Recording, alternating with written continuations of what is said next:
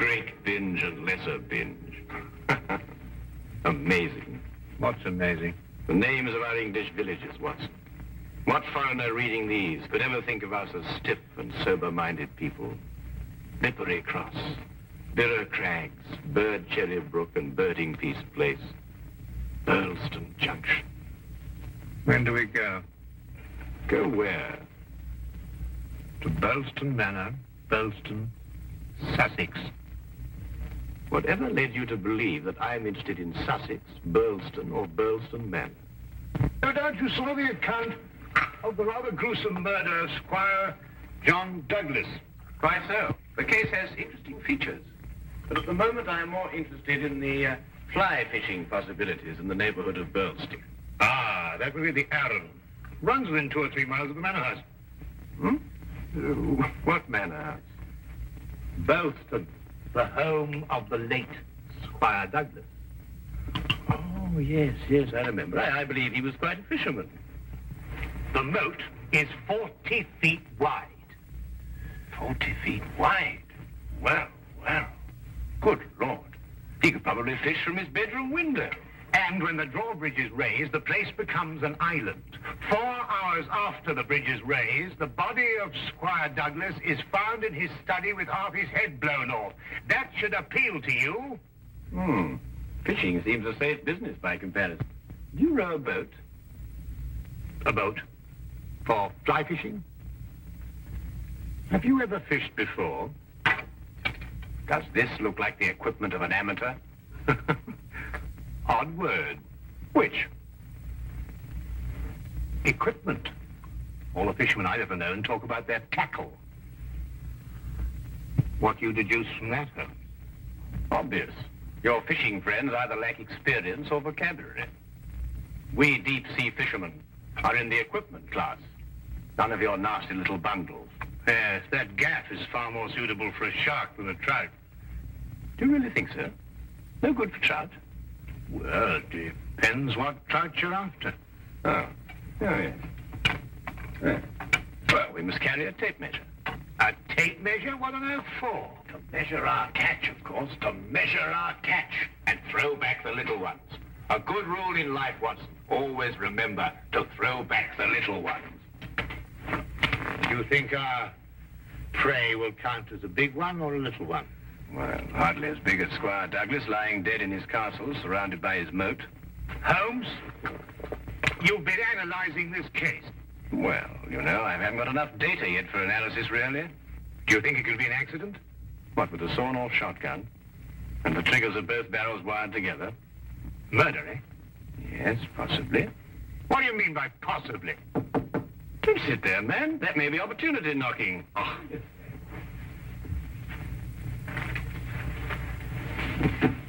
Come in.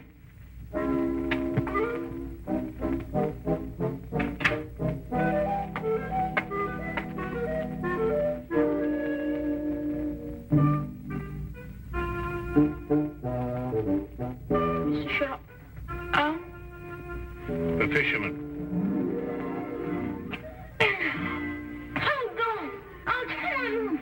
Blimey! No, Sit there, boy. It's only a little one. Don't you like it, Watson?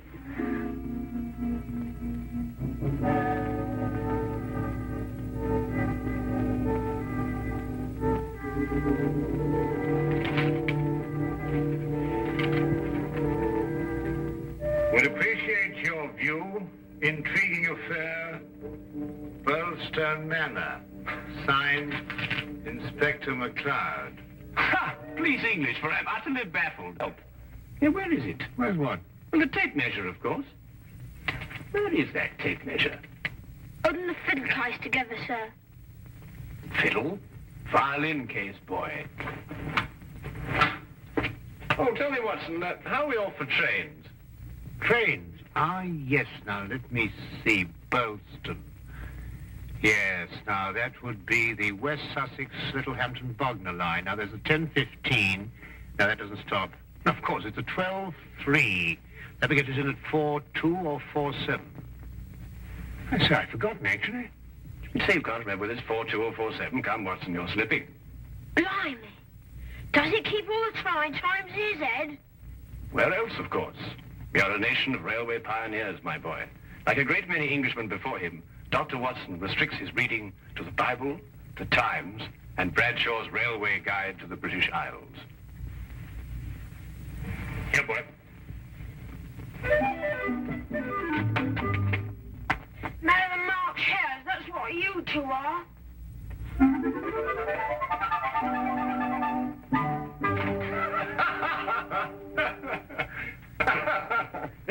I say, Watson, have you seen my weekend bag anywhere?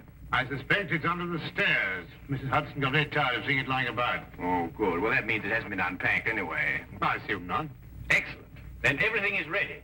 Oh, be a good fellow, would you, and dig out that bag and put it in the cab along with that tackle. Why? Aren't you going to be here? I have a little reading to do. Pick me up at the British Museum Library, say half an hour before the train leaves. Now, look here, Holmes. This is no time to go reading. You'll miss the train. I cannot vouch for the punctuality of Dr. Watson or the reliability of the company's steam engines, but I, for one, propose to be at Burston Halt at 4:02 p.m. precisely.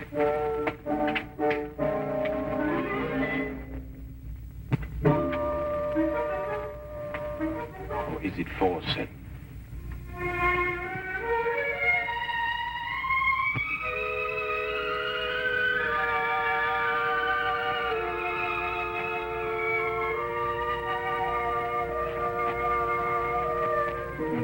It was a nice piece of work, if I say so myself.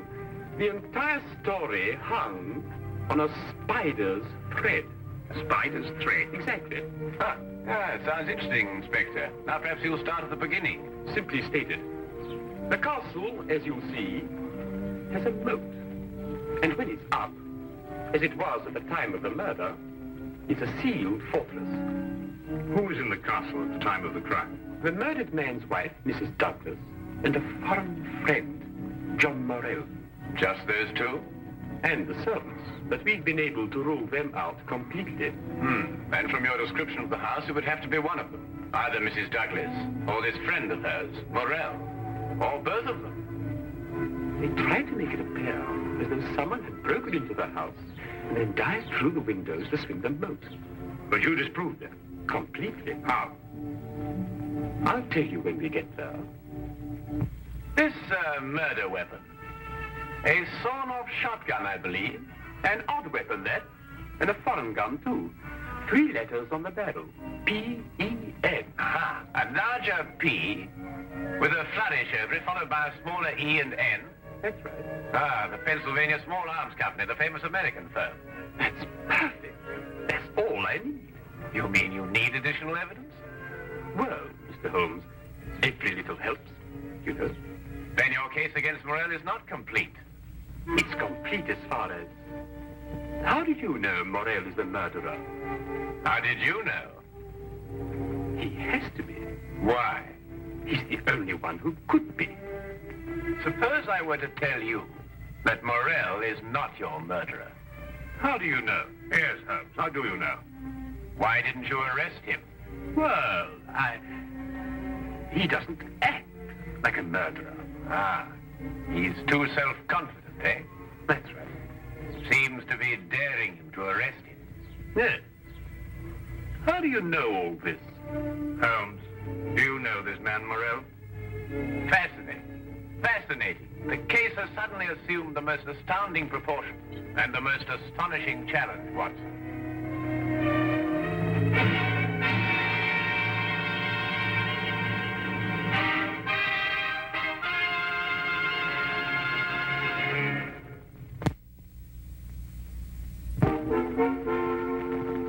And now we return to the case of the Pennsylvania gun. Beautiful specimen of the period. Yes, it is lovely, isn't it? What did you mean, Mr. Holmes? Nothing. I just think it's a lovely building. No, I mean when you said that Morel didn't murder Mr. Douglas. Oh, that. Yes, what did you mean? How do you know he didn't do it? Well, if he didn't do it, she did. You're jumping again, McCloud. You're jumping. But it has to be one or the other. Does it really? What's he talking about? Well, don't you know? No, I don't know. If 2 people are in a sealed house with a murdered man, one of them has to be a murderer. That's common sense. Ah, but is it logical? What do you mean, is it logical? I don't know, but Holmes says that all the time. I was hoping you might be able to tell me.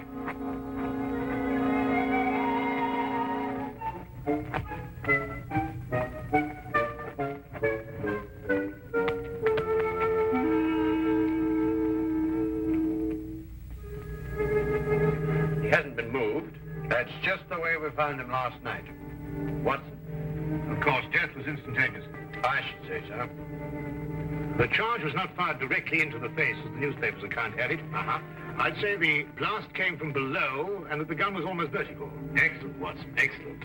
May I see this shotgun, McLeod?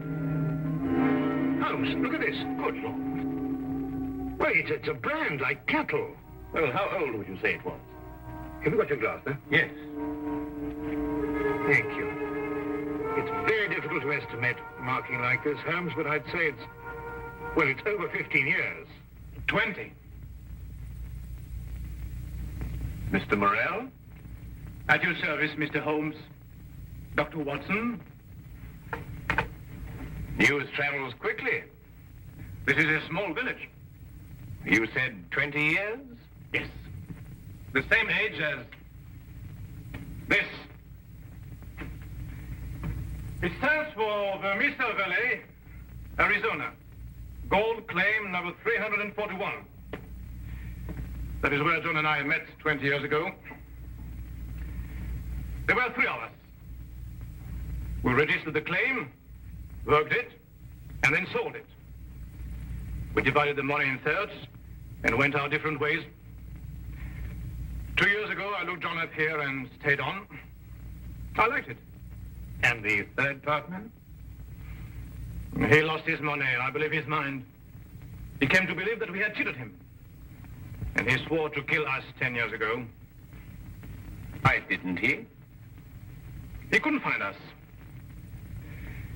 No, we didn't have the same names at the time. Do you think your old partner could have done that? I don't know, Mr. Holmes. I am not the detective. True. True. Well, we must bear that in mind. You tried to make it appear as though another man had been here and went out through the window. Did I? He tried to build an elaborate story. A man of his size was seen passing through the village wearing a loud tweed topcoat and a wide-brimmed hat. He was heading this way. On the window ledge, there is a footprint in blood, indicating, of course, that the murderer dived through the window and swam the moat. But he didn't. How do you know? Because, Mr. Morrell, outside that window and just a few feet down is a very large and at least a month-old spider's web. Anyone jumping or diving through the window would have to pass through the web. And no one did. Well done, McLeod. Well done. A spider's web. The English police have the most amazing allies, I must say. Now that you have made your deductions, Mr. MacLeod, exactly what do they mean to me? For the moment, nothing. But I suggest you do not leave the castle grounds. And if I try to live?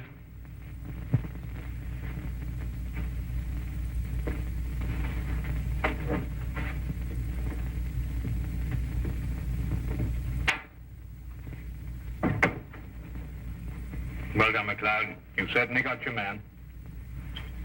But I'm not rushing in to make any arrest. I'm going to make sure the case is iron cast. You're very wise. And what's the motive? Revenge for the Vermissa Valley affair? I've got to go a bit careful there, Doctor. If you ask me, it's a case of, cherchez la woman. Oh, what's he? Oh, Mrs. Douglas? Well, you know how these things are, Doctor, between us, men of the world. We know how a situation like this can... Oh, of course. Go. Of course. Delicate situation, then. Delicate. Yes, delicate. Might almost be called the case of the other man. Hmm?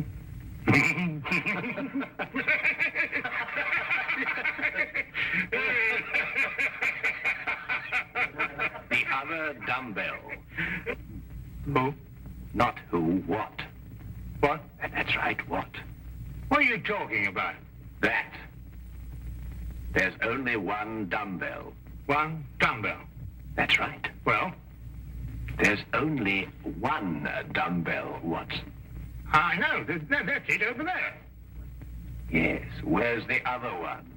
Well, I don't know. I've only just come here. Do you know where the other one is?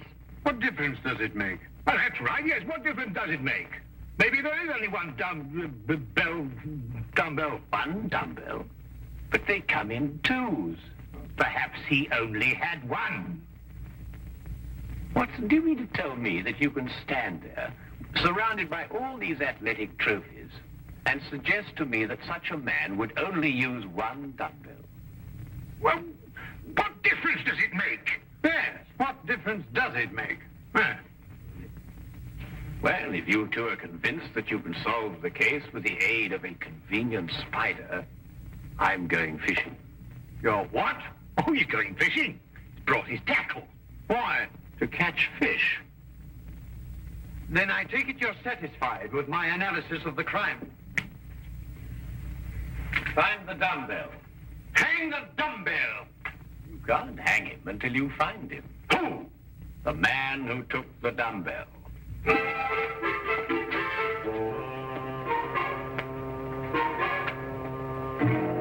Gone too far now, Holmes. I think you've made him very angry. Then he should fish.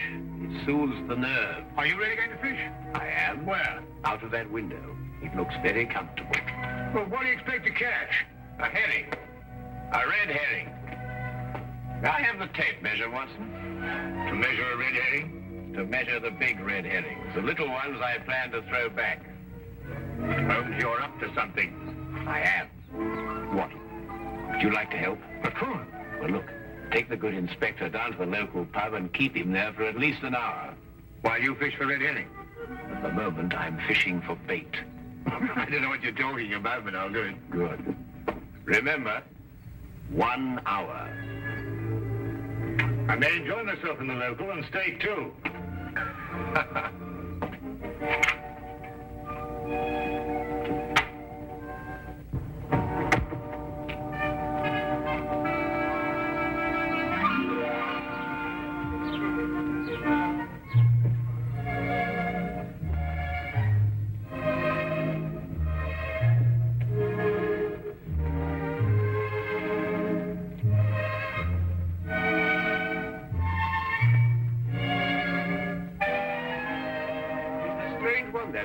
What do you think he's been doing? There's no guessing with him. For all we know, he may really have been fishing. Perhaps we should have given him more time.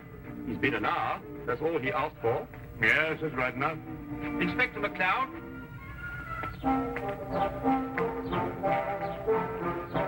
Hello, Sergeant. Have you seen Mr. Holmes? I certainly have, sir. What's wrong? You know the staircase in that room? Huh? Mr. Holmes was sliding down them banisters. He was what? That's right, sir. Sliding down the banisters he was. Well, he was probably investigating something. Probably. Well, let's ask him. There must be some reason behind it. Good afternoon, gentlemen.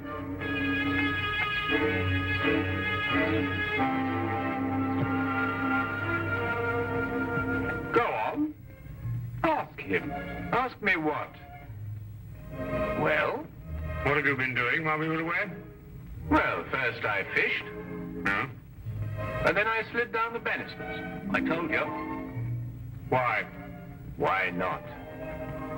Huh. And you, Inspector McLeod, are going to drain the moat. I'm going to what? Drain the moat. Empty it right down to the bottom. I can't do that. That's a major engineering job. Don't you realize that's a real river that runs round the house? Well, in that case, don't drain the moat, but tell everyone you're going to. And then what? Then we'll all meet back here in an hour's time. And see if we can find somebody pulling something out of the moat. Exactly. What? Red herrings. As mad as a marked hare.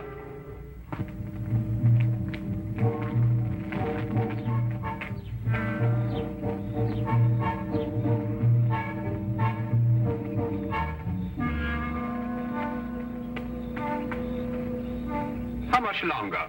Not much. You're certain everyone believes they're going to drain the moat? I don't know who believes it, but everyone knows I said it. Do you think someone will come to the murder room? Someone has been in it for some time. How do you know? The lights are out. Because I left them on. Look. What? That's it. Let's go.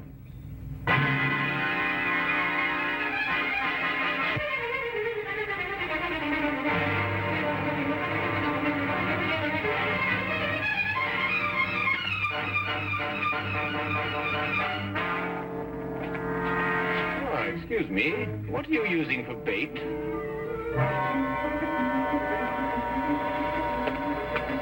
Oh, would you mind holding this? Thank you. What clothes did you say the stranger was wearing, McLeod? A loud tweed topcoat and a wide-brimmed hat. Like these?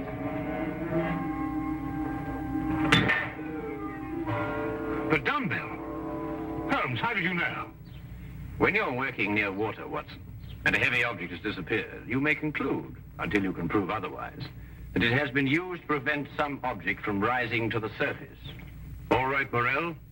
You're under arrest for the murder of John Douglas. It is my duty to warn you that anything you say may be taken down and used in evidence... No, McLeod. You haven't got it at all. What?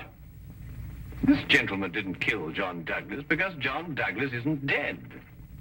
He isn't what? Dead. The man whose body you discovered in here is the very man who came back to... No, you're not with me, are you, McLeod? Now, would you tell him, please? These clothes belong to our third partner. The man has been searching for you for 10 years. Yes. He found us and arrived here with a shotgun. He and John struggled, and the shot went off. That explains the vertical angle of the blast. In the ensuing struggle, the gun went off. I heard the report and ran down immediately. I timed it from your room. 15 seconds if you run, and 10 seconds if you slide down the banisters. I ran. I thought you would. John was panic-stricken when he saw what he had done. I got the idea to change their identities. But then where is Douglas? With the aid of my tape measure, I was able to ascertain that there is a hollow space behind that wall. I imagine it conceals a passage under the moat. Yes, Mr. Holmes, it does. And John has had a 36-hour head start. We'll stop him. I told him you would. I'll issue orders for the apprehension of Mr. Douglas, and we'll talk about your part in this, sir, in the morning. You have conspired to conceal evidence. I'll still be here in the morning, Inspector.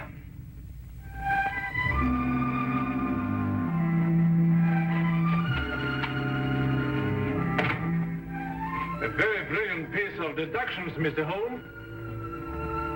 An excellent application of applied psychology. I haven't been tricked many times in my life.